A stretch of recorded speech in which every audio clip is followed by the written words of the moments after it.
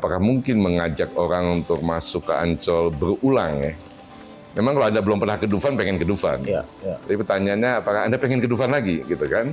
Saya nggak pernah ngomong begitu tuh. Nggak pernah ya? Nggak pernah ngomong gitu. Ya orang suka membandingkan sama Disneyland, bukan beda lah kita sama Disneyland. Tapi kita punya value proposition apa kalau ingin mengundang orang luar datang ke Ancol kira-kira? Nah itu saya lempar lagi, saya balik lagi. Enaknya jadi komut kan nggak perlu jawab pertanyaan itu. Halo Sobat Suar, selamat berjumpa kembali dalam Siniar Suar Brilliance. Dalam kesempatan ini saya beruntung bisa berbincang-bincang dengan Komisaris Utama PT Pembangunan Jaya Ancol, Bapak Irfan Setia Putra. Beliau ini sering disebut sebagai transformer.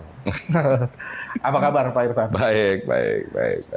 Pak Irfan, terima kasih atas waktunya. Sama-sama. Dalam kesempatan ini kita ingin ngobrol banyak ini dengan Pak Irfan selaku Komisaris Utama ya.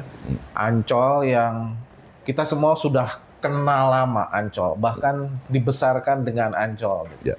Nah, dengan kondisi situasi ekonomi yang saat ini juga ada gejolak dan yang lain-lain, justru kita ingin ngelihat bincang-bincang dengan Pak Irfan selaku komut yang juga tokoh leader di dunia bisnis dalam banyak lini, pernah di penerbangan, pernah di teknologi Pak ya, tambang. Sekarang di dunia pariwisata. Kira-kira strategi apa nih Pak ke depan yang akan dilakukan Ancol? Transformasi apa lagi yang Bapak akan arahkan kali ini? Oke, jadi gini, saya mesti bicara atau kita mesti bicara ini dalam sedikit keterbatasan karena saya komisaris betul. Bukan dirut gitu kan ya. Tapi Bapak yang mengarahkan biasanya strateginya sebagai komisaris. Ya memang tak dapat dipungkiri. Jadi saya juga cerita juga sama Anda nih. Hari pertama saya masuk jadi komut di Ancol ini. Kita kumpulin para komisaris, rapat pertama dengan direksi. Saya tegesin benar gitu loh bahwa fungsi komisaris itu adalah mengawasi dan menasihati. Ya. Jadi nggak boleh kita masuk ke detail. Apalagi cawe-cawe. Urusan-urusan manajemen. Betul. Memang kemudian kita diskusi. Terus yang kedua saya katakan bahwa kami komisaris itu hanya boleh berinteraksi dengan jajaran di Ancol dan juga mendatangi Ancol upon persetujuan Presdir atau Direktur Utama. Karena komunikasi komisaris dengan manajemen itu pintunya jalur dirut gitu, nggak bisa jalur lain. Nah memang saya katakan bahwa mungkin kadang-kadang kita kelepasan datang ini segala macam, tapi saya mau menegaskan bahwa tata cara itu perlu kita jaga karena supaya tidak ada dusta di antara kita gitu. Dan juga kita tidak pengen ada jajaran manajemen atau vice president yang pengen jadi direktur terus nempel-nempel kita gitu kan, menganggap seolah-olah kita bisa berkuasa memberhentikan atau mengangkat direksi gitu kan. Ini juga berdasarkan pengalaman saya di banyak perusahaan sebelumnya yang melihat komisaris yang cawe-cawenya berlebihan. Setiap minggu rapat, malah sekali dua kali, manggil VP, menurut saya kan nggak pantas gitu kan. Ya kalau Anda nggak percaya sama dirut ya ganti aja kan gitu. Ngapain mesti panggil-panggil anak buah nanya-nanya detail gitu kan. Itu, jadi itu yang pertama. Yang kedua, beberapa hari berikutnya saya masuk ke wahana-wahana di sini. Terkagum-kagum saya. Kagum, nggak berubah 20 tahun yang lalu. Gitu. Saya komentar, waduh, nggak berubah gitu. Dan memang pada waktu kita diskusi komunikasi ini nampaknya memang perubahan itu Bapak coba dilakukan tapi nggak terlalu berhasil gitu kan. Jadi itu pandangan pertama saya gitu. Wah kalau begini ceritanya. Ini apakah atraktif atau relevan dengan generasi-generasi yang baru gitu kan. Terus apakah mungkin mengajak orang untuk masuk ke Ancol berulang ya. Memang kalau Anda belum pernah ke Dufan, pengen ke Dufan. Tapi pertanyaannya apakah Anda pengen ke Dufan lagi gitu kan. Atau ke tempat yang lain-lainnya gitu kan. Yang kedua saya diskusilah dengan beberapa teman-teman. Banyak belajar juga ternyata menemukan bahwa ternyata di rezim pajak kita ada yang menarik. Jadi ada dua pajak yang satu pajak hiburan, dan PB1 itu pajak kalau Anda makan kan ada pajak 11%-nya itu masuk ke Pemda, bukan ke pemerintah pusat. Oke. Ya kan? Dan saya tanya berapa banyak yang selama ini kita setor dalam bentuk PB1 sama pajak hiburan, ada sebuah angka disebut. Wow, ya kebetulan saya punya kesempatan bertemu dengan Pak Gubernur, saya bilang, dia tanya, gimana Ancol? Well, sebelum Bapak turun nanti 2029, setelah saya jadi Gubernur, saya akan pastikan bahwa kontribusi Ancol dari pajak-pajak itu yang masuk ke PAD loh, itu 10 kali lipat. Oh, Bapak pastikan itu? Lipat. Ya walaupun Pak Gubernur juga bilang, banyak ngomong lah. Tapi 10 kali lipat kok nggak nyampe kan 9 kali. Oke. 8 kali lumayan kan, daripada cuma 2 kali kan. Besar sekali. Dan itu memungkinkan. Oke. Itu memungkinkan.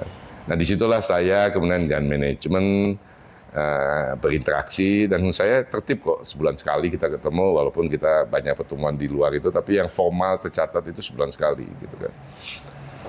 Ada pertanyaan menarik dari salah satu direksi, Pak, kalau Bapak mengawasi terus menasihati kita nggak nurut gimana? Oh, sebenarnya saya punya role yang ketiga, yaitu mengusulkan pemegang saham ganti Anda, gitu kan, sambil bercanda lah.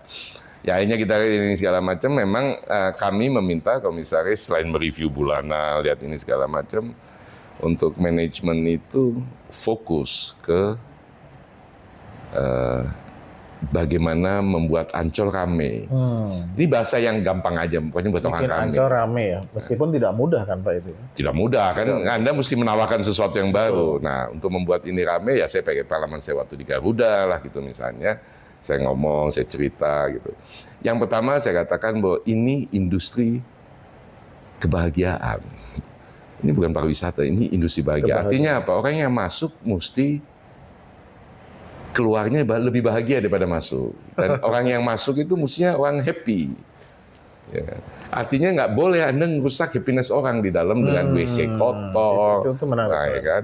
Anda mesti bikin orang, wow, bisa foto-foto. Nah, ini masuk ke range kedua. We are not selling product sebenarnya.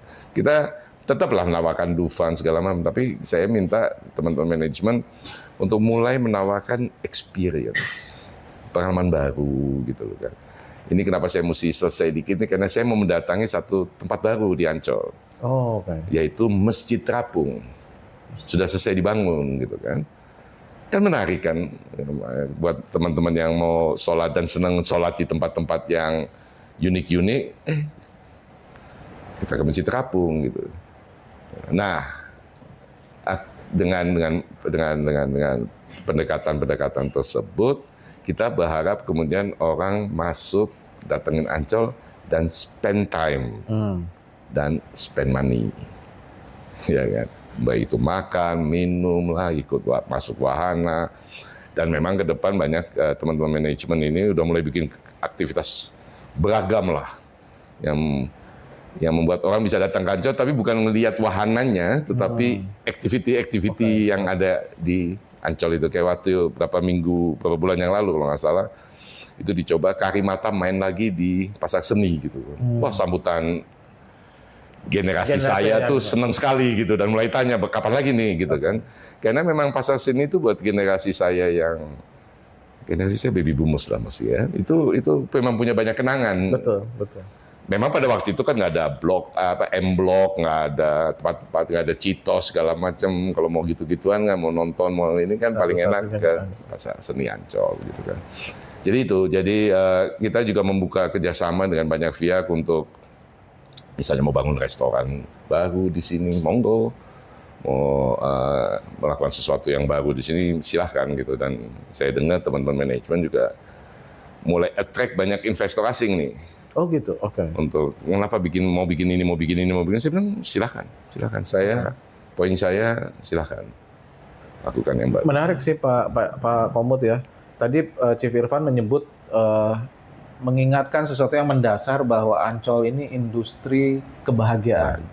Artinya jangan orang yang nggak bahagia masuk sini keluar mesti bahagia. Mesti bahagia. Jangan sampai orang yang masuk bahagia keluar nggak bahagia. Kesal gitu. Kesal. Nah itu tuh kan sebuah mindset yang mungkin mendasar, tapi kan tidak mudah Pak untuk. Nggak mudah. Nah, untuk bisa melakukan eksekusi itu ya tentu saja kita mesti kemudian memprofile kita punya pengunjung visitor. kan. Yang A, B, C, D yang mana, Betul, yang C betul. ya kita mesti tampung semuanya kan. Ya. Teman-teman yang Dan D sekarang ada berapa Pak? 10 juta ya, sekitar 10 juta. ya Setahun. turun ya sekitar 9 jutaan 9 lah juta. pengunjung gitu kan. Oke. Tapi nggak bisa dipungkiri pengunjung yang ada ini adalah datangnya weekends, lagi liburan, weekdays sepi. Oh, oke. Malam lebih sepi lagi. Oke. Nah ini yang kita lagi mau melakukan beberapa teman-teman bukan kita. Teman-teman merencanakan melakukan beberapa kegiatan yang membuat kelas A dan kelas B-nya mulai mau masuk gitu loh kan. Kita ada kerjasama dengan satu pihak, agak delay sih, mau ada padel di sini. Oh, padel. Semua orang bilang padel, bukannya udah kebanyakan. Iya. Oh iya kebanyakan, tapi mungkin satu-satunya padel yang kalau Anda pukul-pukul di belakangnya ada suara deburan ombak. Oh, oke. Ya, kan? Ya, itu misalnya. Yang kedua ada beberapa inisiatif-inisiatif yang memang mungkin spesifik community tertentu gitu. Misalnya Pak? Misalnya contohnya ini lagi difinalkan, tadinya diharapin sebelum ulang tahun kemarin Jakarta sudah selesai, tapi kita hanya tunda karena kita mau bikin sebuah jogging track yang lengkap. Menarik Pak, itu menarik. Jogging track yang lengkap artinya apa? Di tempat yang berhenti ada tempat bilas yang proper. Ya kan? Orang bisa selesai lari-lari bisa mandi. Ya. Yang proper ya, bukan yang umum ya, tapi yang mau ber-AC.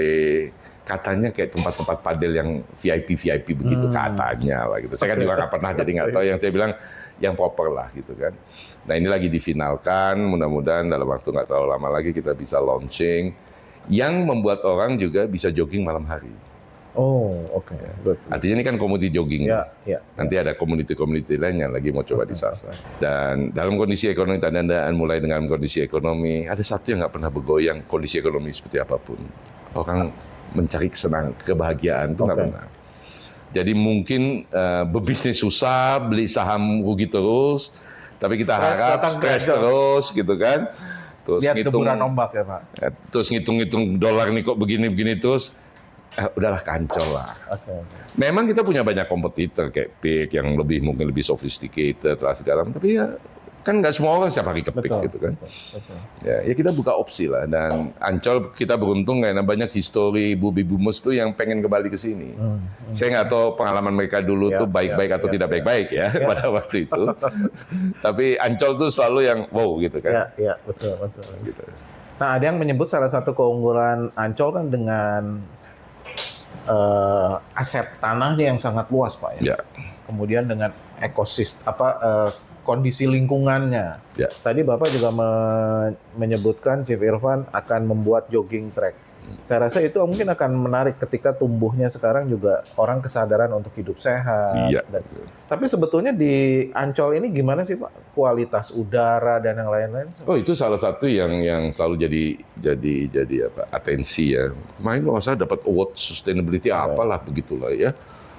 Ya tentu saja itu pasti ini. Cuman memang kalau Anda tadi masuk sini juga mobil kan bisa masuk gitu kan. Ya kita pelan-pelan ya, kita memang ada pikiran cukup drastis untuk melarang mobil masuk, hanya boleh EV gitu. Saya bilang nggak usah, pelan-pelan aja gitu kan.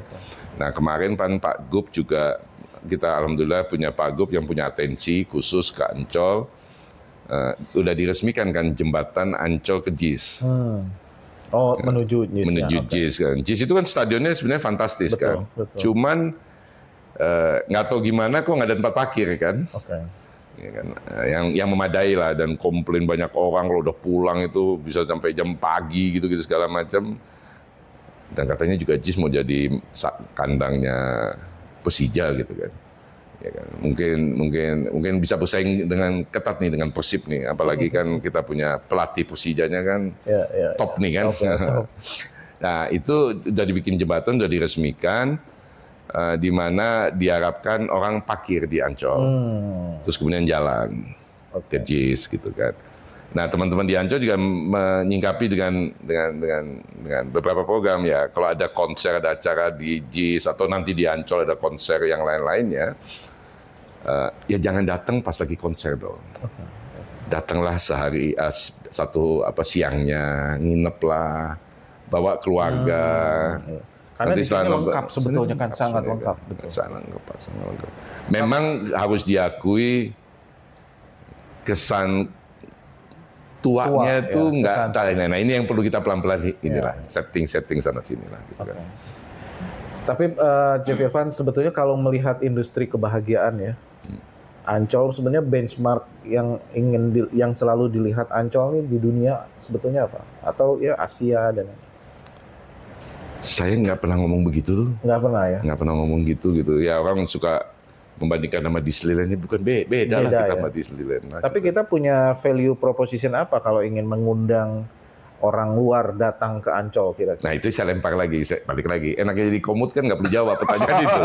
Enaknya jadi komut kan kita. Tinggal tugaskan di Rut, Pak ya? Ya kita tanya, lu mesti punya value proposition untuk membuat ini. Dan saya bilang sama mereka, yang saya tahu persis banyak orang Singapura tuh weekdays ke Jakarta. Weekdays ke Jakarta. Ya, jadi Senin Singapura, ya karena saya pernah di airline, Senin Singapura Jakarta tuh rame, penuh. Jumat balik mereka. Saya bilang sama teman-teman direksi, kalau lu bisa merubah cara pikirnya orang Singapura yang kerja Senin sampai Jumat di Jakarta, Jumatnya keluarganya datang, terus spend time di Ancol, wah fantastik udah. Ya. Karena paling susah ngebujuk orang Singapura, kan dia tahu posisi Indonesia kan. Dia punya, karena kalau ke Singapura kan pengemudi taksinya tuh politician semua kan. Ya kan? Udah tahu persis lah Indonesia seperti apa. Kadang-kadang dia terkagum-kagum, kadang-kadang dia maki-maki, ngeledekin kita gitu kan. Tapi mereka tahu persis. Kalau bule itu gampang kok, bule. Bule kan sumir-sumir, dia baca-baca, nonton-nonton Instagram, gini kan, segala macam. Dapat rekomendasi oke, dan ketemu dengan orang-orang Indonesia yang ramah, udah cukup senang gitu kan. Apalagi orang Belanda. Tahu nggak kenapa? Karena di sini ada kuburan Belanda. Yang tempat kuburan orang Belanda pada waktu Belanda sama Jepang itu banyak yang meninggal. Ada makanya kuburan. Ada si manis jembatan Ancol, Pak. Itu orang Belanda, bukan? Itu sih nggak jelas tuh. Nah, menarik, Chief. Tadi betul, ini menjadi tugas tantangan di Rut juga ke depan untuk bagaimana menentukan value proposition. Tadi Pak Komod juga bilang ada kesan tua yang ke depan. Tapi pengalaman Irfan sendiri yang banyak melanglang di banyak industri, kira-kira belajar dari banyak pengalaman itu, kira-kira apa yang Chief Irfan kontribusikan dan mungkin tidak banyak orang bisa melakukannya ketika mendapat posisi sebagai komod di Ancol ini? Ya, memang diskusi saya dengan teman-teman direksi, khususnya Pak Dirut itu, saya balikin lagi gitu. Anda mesti punya jawaban atau mesti punya data. Kenapa orang Ancol? Kenapa orang Ancol? Yang kedua, Anda mesti punya program produk yang membuat orang pengen ke Ancol. Jangan khawatir, saya katakan. Jangan khawatir bahwa kita punya banyak kelemahan. Jangan pernah khawatir soal itu gitu. Jangan selalu bilang wah kalau orang susah kita ngajak orang ke Ancol karena jalanan macet. Ya udahlah, nggak usah mention negatif-negatifnya. Apa yang bisa kita dorong gua? Ini pengalaman saya misalnya kayak di Garuda gitu kan. Kan waktu saya di Garuda saya sangat fokus ke penumpang. Yang saya selalu katakan sama teman-teman di Garuda itu adalah sederhana. Mana ada airlines di dunia yang para penumpangnya itu kalau punya masalah bisa telepon direksi maupun dirutnya. Karena kita kalau itu hanya di Indonesia, Pak. Hanya di Garuda dulu zaman saya. Nggak tahu kalau sekarang ya. Saya nggak tahu kalau sekarang. Saya nggak ngikutin gitu kan. Tapi kenapa saya katakan gitu? Saya ini jadi penumpang pesawat udah pada waktu saya masuk Garuda itu umur saya 56 tahun. Saya katakan saya sudah terbang 55 tahun. Jadi saya terbang udah umur 3 bulan. Dan selama 55 tahun terbang dengan macam-macam pesawat penerbangan, airlines itu, saya menemukan satu hal kok yang very clear. We are nobody. We are nobody. Maksudnya gimana tuh, Pak? Ya kita cuma nama. Ya kalau Anda duduk di bisnis kelas, Anda disebut namanya, Taifan apa kabar gitu kan. Kalau di ekonomi dilupakan gitu kan. Tapi kita cuma just a name gitu. Makanya banyak penumpang mau naik pesawat apapun, kalau ke tempat baru atau kemanapun kan khawatirnya jelas. Oke. Kalau delay gimana? Kalau bagasi gue hilang gimana? Dan banyak pertanyaan-pertanyaan yang menggelitik kan di mata penumpang. Saya nggak terlalu yakin, walaupun banyak orang ributin di mana-mana, bahwa saya naik pesawat karena makanannya enak. Saya nggak terlalu yakin kok. Saya masuk pesawat, saya nggak suka Garuda. Filmnya segitu-segitu aja, saya mau ratusan film. Lalu tidur juga di atas gitu kan. Cuma mau pindah-pindahin aja, kesannya banyak film gitu kan. Jadi airlines juga kan mempromosikannya kan begitu. Makanannya dia promosikan, tempat duduknya dia promosikan, TV-nya dia promosikan, pesawat barunya dia promosikan. Dan dia tidak pernah lupa mempromosikan pramugarinya kan. Ya. Zaman saya larang. Ya kan? Karena saya bilang mempromosikan perempuan itu hanya 2 industri yang lakuin. Yang pertama airlines, yang kedua panti pijat. Because we are not selling girls. Tapi kenapa itu yang dipromosiin terus-menerus gitu kan? Jadi yang kita lakukan adalah fokus ke kebutuhan penumpang. Apa sih butuhnya dia, jangan delay. Ya kan? Terus very spesifik. Orang yang mau ke Singapura apa sih yang dia butuhin? Mayoritas orang yang ke Singapura, yang bukan stopover, yang ke Singapura selain mereka punya rumah dan segala macam sekolah, banyak orang ke Singapura itu adalah berobat. Saya nggak mau mempertentangkan Pak Menkes yang mengatakan ngabisin uang segala macam. Kita ya itu urusan Kementerian Kesehatan lah. Tapi masih banyak orang yang terbang ke Singapura itu untuk berobat. Dan di Singapura itu oleh Changi Airport disediakan kursi roda. Garuda satu-satunya airlines di Singapura yang menyediakan tambahan kursi roda atas nama Garuda. Karena kalau kursi roda dari Changi itu ada yang bawain. Dan kalau Anda sakit duduk terus didorong sama seorang dari bangsa lain kan nggak nyaman. Ngomong susah, mau berhenti, mau ke toilet susah. Nah kita nawarin, Pak, Bu, mau pakai kursi roda yang kita punya. Yang bawa anak Anda aja. Dan orang yang sakit berobat di Singapura, pendampingnya tuh bisa 45. Iya kan? Yang sakit 1, yang ikut 5 gitu kan. Ya pasti dia seneng kan dibawa sama anaknya, sama suaminya. Karena bisa berhenti, mundar-mandir, nggak usah merasa jengah kan. Nah kita mesti paham dengan kebutuhan-kebutuhan penumpang. Dan banyak hal lah. Jadi makanya pada waktu di Garuda kan kita keluarin tagline because you matter. Nah, di Ancol juga harus begitu saya sampaikan. Anda mesti paham kebutuhan para pengunjung sini. Jangan pernah berasumsi bahwa orang yang mau masuk Ancol semuanya mau masuk Dufan. Kan mungkin banyak juga yang mau masuk Ancol mau makan di pinggir pantai. Betul. Mau foto-foto, ya kan? Mau jogging, mau sholat di Masjid Terapung yang baru gitu kan. Ya kita semua segmen diperhatikan. Tapi ada juga bawa keluarga besar, mau nongkrong di pantai, buka bagasi, ngeluarin stiker, ngeluarin makanan, minuman, ya sudah. Kalau ada orang yang nggak beli, juga kita nggak bisa salahin.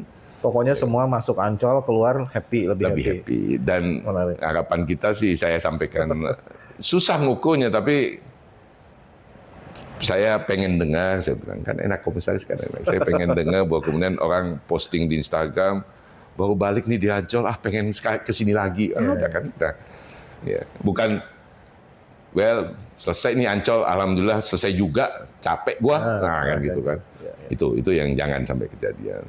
Bagaimana kemacetan di dalam Ancol kita bisa jaga dan segala macam. Kadang-kadang detail kecil gitu, toilet yang bersih juga penting. Ya, dan yang lain-lain. Menarik Pak Komut. Nah di Brilliance ini sebetulnya kita juga ingin mengupas figur dari para business leader. Nah mungkin di segmen ini saya tuh ingin mengupas kenapa sih seorang Chief Irfan ini dikenal sebagai transformational leaders. Gitu.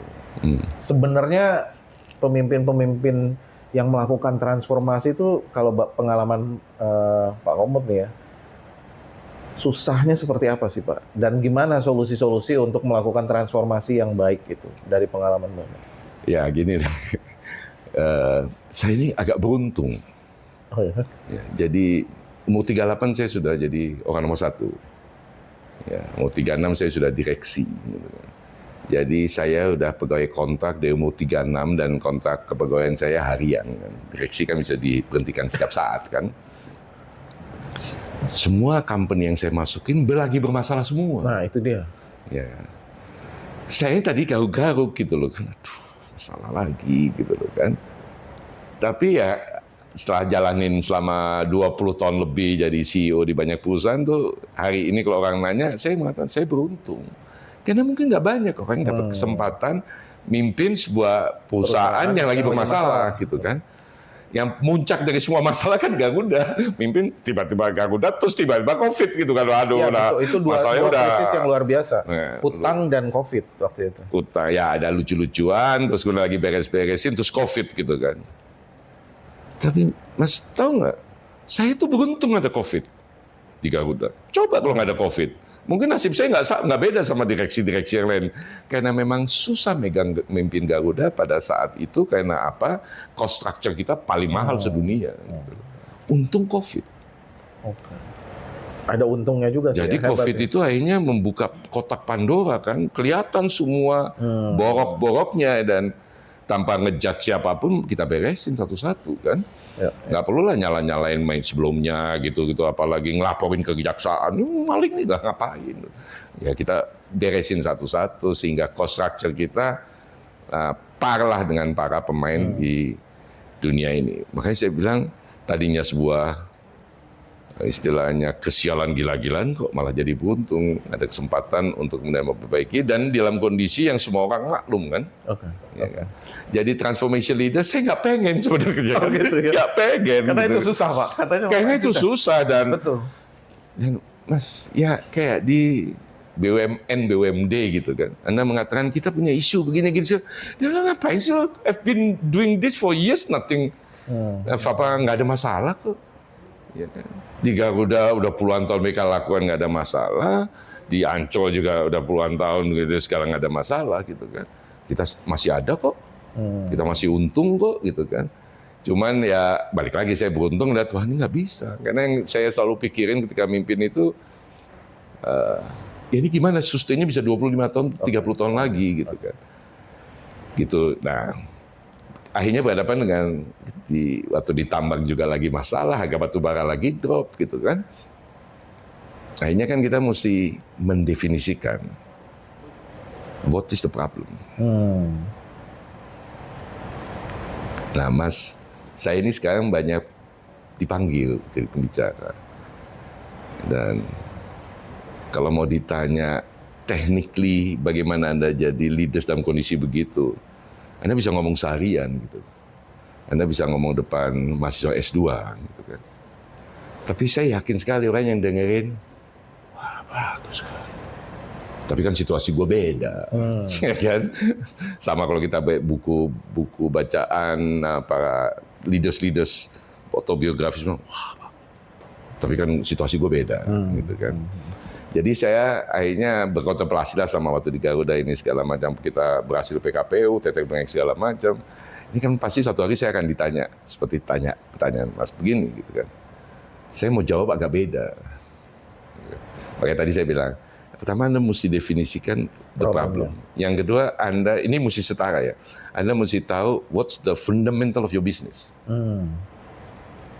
Bisnis Ancol apa? Fundamentally kebahagiaan. Bukan aset besar, bukan Dufan. Bahagia. If you settle fundamental bisnis ini, nah. Oke. Menarik. Kemudian ada solusi, ada fundamental. Ada problem, ada fundamental. Cari solusi, ya kan? Ngomongnya gampang kan? Gampang. COVID, Mas, saya cari buku, saya telepon teman-teman saya yang jago-jago ekonom lah, bisnis segala macam. Ini gimana? Can you recommend me a book atau jurnal lah, apalah untuk kemudian menyatakan kalau ngadepin situasi seperti COVID ini, nggak ada ternyata bukunya. Karena apa? Karena COVID itu bukan cuma industrinya yang rusak, the total ekonominya rusak dan in the whole world kan. 9/11 itu berantakan di Amerika. Di sini nggak ada apa-apa kan? Ya. Santai-santai aja kan. 98 di sini parah. Di tempat lain nggak ada masalah gitu kan. COVID di semuanya dan udah sampai pada tatanan peradaban yang rusak gitu kan. Nah gimana?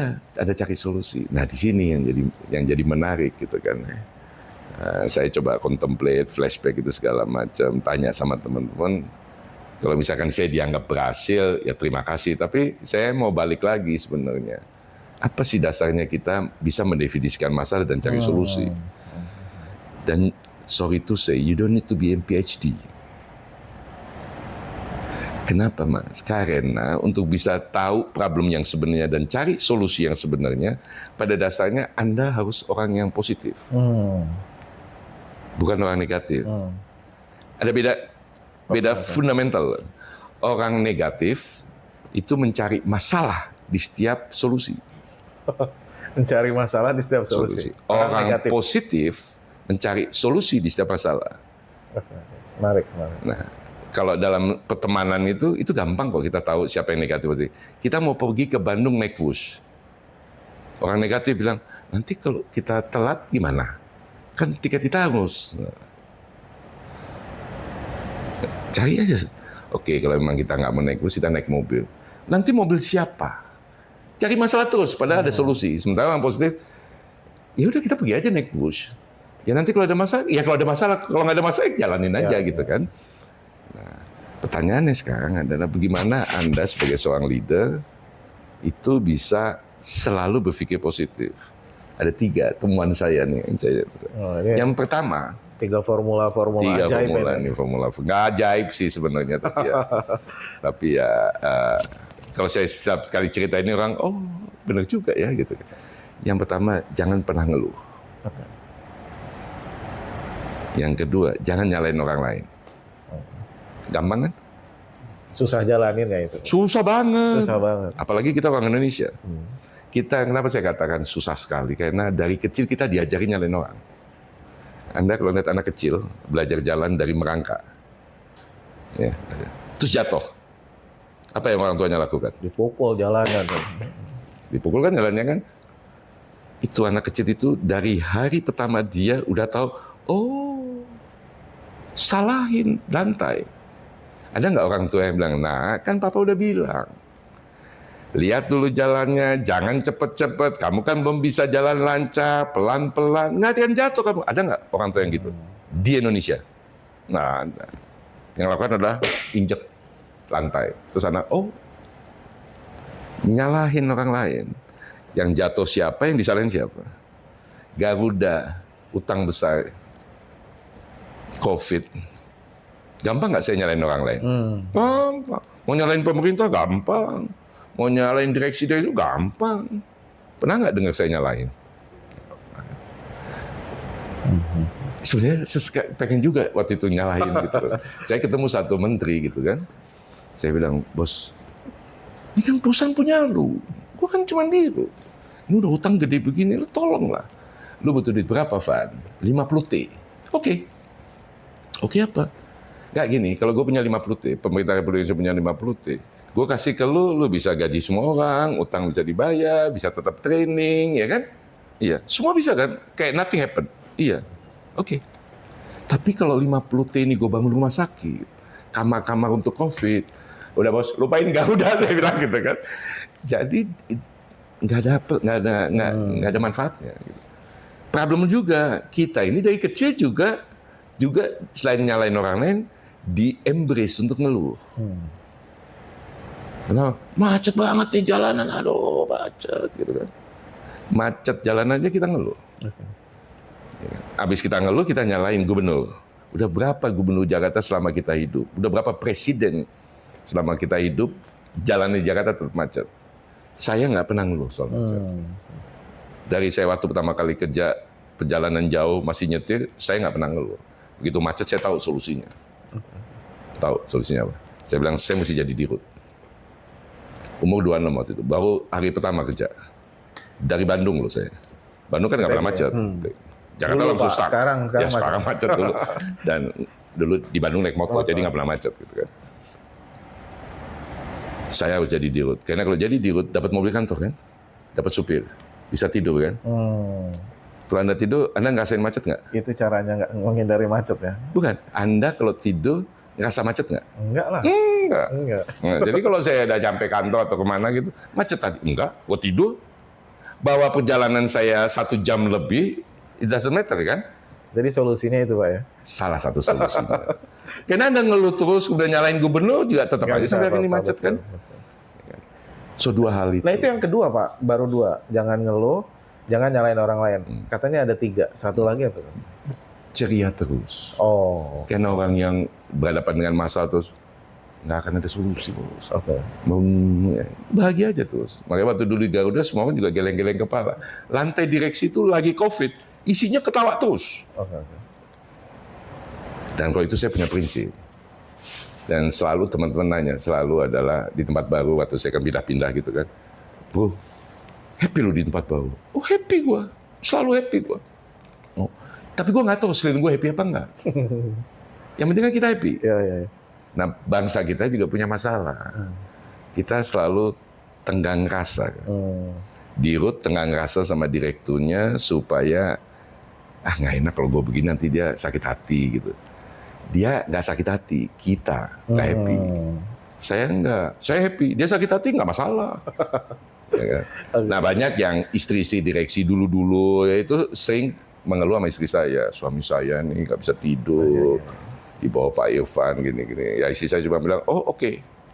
Kalau suami lu udah tekanan darah naik, susah tidur, itu berarti sukses suami gua. Karena kalau suami lu bisa tidur nyenyak, hidupnya enak, berarti nggak berhasil dia. Ya kan? Berarti saya nggak happy kan? Happy. Nah selama tim saya semua susah tidur, saya tuh happy.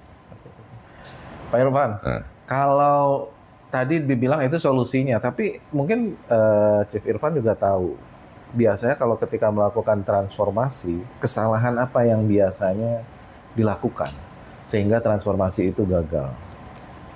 Itu apa aja? Kesalahannya, sok tahu. Oh, Betul. jadi nggak banyak mendengar atau Gini, seperti balik lagi kasus mendefinisikan masalah. betul. Anda tahu masalahnya, Anda tahu fundamental bisnis Anda. Baru cari Nah, solusinya. Anda berpikir lah. Tapi Anda nggak perlu seorang PhD, karena kalau Anda PhD nanti Anda bikin tesis. Ya kan? Kita cari solusi. Nah, cara mencari solusi yang terbaik adalah listening kan. Karena 100 kepala itu jauh lebih bagus dari 1 kepala kan. Oke. Nah, problem transformasi yang gagal itu si orang yang melakukan transformasi believe bahwa what I'm going to do is the right thing. Padahal transformasi is not about technical. Anda tanya Pak Yonan di kereta api. Transformasi ini kan melibatkan orang. Ya. Anda mesti cek sama tim Anda, karyawan, satpam, how you perceive ininya. Gitu. Dan semua orang mesti merasa bahwa ini menguntungkan dia. Karena kalau cuma menguntungkan dirut, tidak menguntungkan itu tidak terjadi transformasi. Ya. Kita cari muka sama pemegang saham, bukan mentransform company kan. Nah, transform company itu bukan bisnisnya dulu, Pak. Oke. Tapi the people-nya dulu, thinking-nya mesti dirubah. Ya. Contohnya di Garuda. Paling berat pada itu yang saya lakukan dengan teman-teman direksi adalah merubah thinking proses dari semua orang di Garuda bahwa penumpang itu nomor 1. Jargon gampang, Ya. eksekusi enggak kan? Nah saya kasih contoh, misalnya saya terbang, dan banyak teman-teman di Garuda bilang, wow, Bapak di rute pertama yang kalau mau terbang datang duluan. Karena di rute sebelumnya nanya, udah pada penuh? Bapak dia datang, masuk. Gitu kan. Oke. Dan duduk nomor 6, paling depan. Gitu kan. Di bisnis kelas kan. Itu nah, katanya, saya juga nggak tahu, kalau nggak benar mohon maaf, para direksi sebelumnya gitu kan. Tapi katanya mereka datangnya telat, begitu ting, nyaman mendarat di satu tempat, keluarnya duluan. Nah saya datangnya duluan. Ngobrol sama semua orang di situ, selamat bekerja, terus saya di depan pintu. Selamat datang Pak, selamat datang Bu, gitu kan. Loh saya kan orang Garuda. Ya. Mereka naik pesawat Garuda. Saya nomor 1. Kan saya mesti welcome dong. Ya. Masa saya duduk di depan terus kemudian pasang headset, pasang kacamata hitam terus diem belaga. Yang punya yang nomor satunya nggak welcome kita, how can I feel being welcome kan? And being treated proper kan? Itu. Menarik. Yang kedua, saya keluar terakhir. Nah, para pilot pramugari, Pak. Dan yang jemput saya udah gelisah, ini benar Pak Ivan ada di dalam gitu. Nah, saya bilang, saya mesti ngucapin terima kasih. Mereka bilang, Pak, kan mereka yang bayar gaji gua. Because they fly with Garuda, dia bayar gaji. Makanya saya jarang ngasih diskon naik Garuda. Mahal. Jadi kesalahannya itu ya Pak ya? Sok tahu. Sok tahu. Yang kedua, selain sok tahu, yang ditransform tuh people. Karena gini Mas, orang kadang-kadang ada banyak teman-temannya, gue mau transform, wah ya ABCD gue lakukan gitu.